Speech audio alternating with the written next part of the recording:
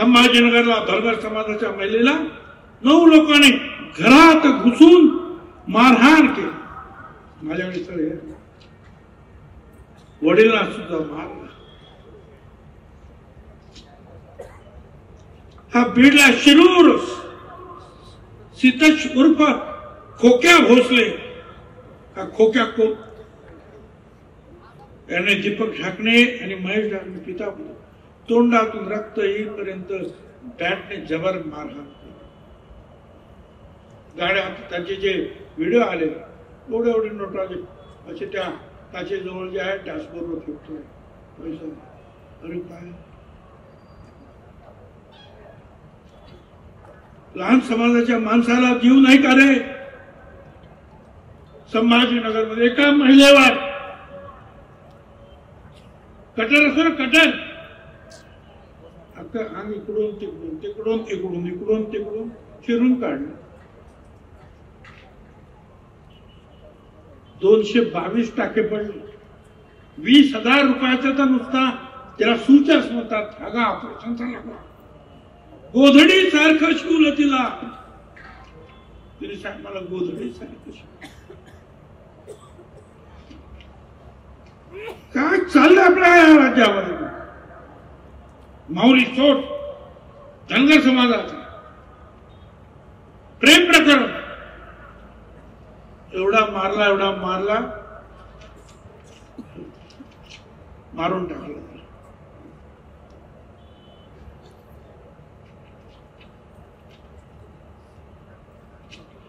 परभणीतला दलित समाजाचा बाबासाहेब आंबेडकरांच्या पुतळ्यासमोर जे काही संविधान तिथे तयार करून ठेवलं त्याचा कुठेतरी त्याला धक्का लावला, नासधूस केली, मोर्चा निघाला आणि हा सोमनाथ सूर्यवंशीला अटक झाली. डबल ग्रॅज्युएट, त्याचा आता वकिली पूर्ण होणार होती, त्याला अरेस्ट केलं. मी त्याच्या घरी गेलो, नाही म्हणे तो हार्ट अटॅकने मेला. परवाच्या दिवशी रिपोर्ट आला, न्याय दंडाधिकारी पोलिसांच्या मारहाणीमध्ये त्याचा मृत्यू. का? दलित समाजाचा होता. एक सदस्य म्हणतात जाऊ द्या, सोडून द्या, माणुसकीच्या दृष्टीने जे त्या देशमुखांसाठी लढले त्यांचं म्हणणं त्यांना सोडून दे, जाऊ द्या. का दलित समाजाचा होता सोडून द्यायचा काय बाबा? काय त्याच्या आईला भेटलं? किती गरीब लोक. दुसरी आणखीन केस, कैलास बोराडे धनगर समाजाचा तरुण महाशिवरात्रीच्या दिवशी शंकरांच्या मंदिरामध्ये गेला.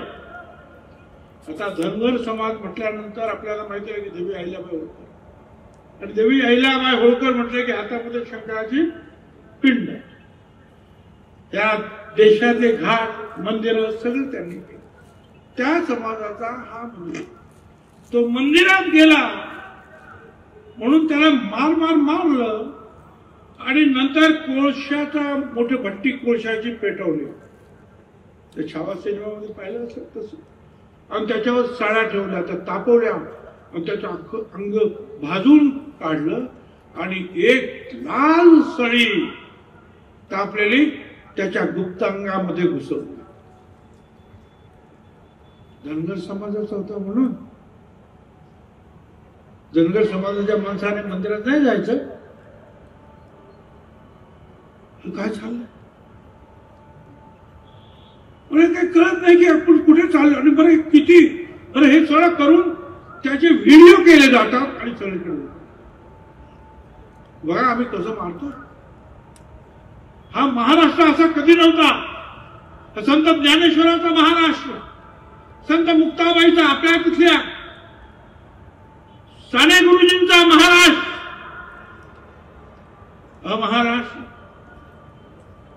बहिणाबाईंचा महाराष्ट्र. अरे किती सुसंस्कृत महाराष्ट्र हा.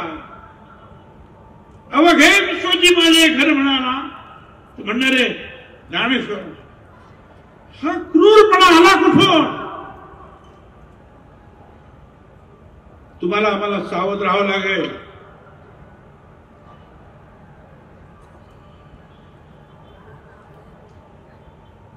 शांतता राखावी लागेल. पण शांतता राखावी याचा अर्थ गप्पा बसावं असं नाही. जाऊ द्या, हा दलित समाजाचा आहे, मारतोय ना मारू द्या. हा काय धनगर समाज मारतोय ना मारू. हा काय आणखीन काय ते नावी समाजाचा आहे, मारताय मारू. अरे कोणी पण असेल, काय सगळ्यांनी जाऊन तिथे धडकलं पाहिजे, बोललं पाहिजे, आवाज उठवलं पाहिजे. तुम्ही उठवलं पाहिजे आणि तुमच्या अगोदर या मागच्या लोकांनी उठवलं पाहिजे. कुठल्याही समाजाचा असेल, लहान समाजाचा असेल.